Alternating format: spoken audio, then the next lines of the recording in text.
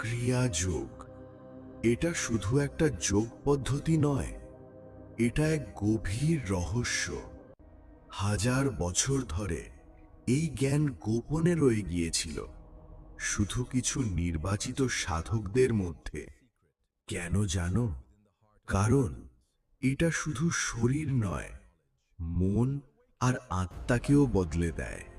একটা সাধারণ শ্বাস যখন সঠিকভাবে নিয়ন্ত্রণ করা হয়, তখন সেটাই হয়ে ওঠে শক্তি।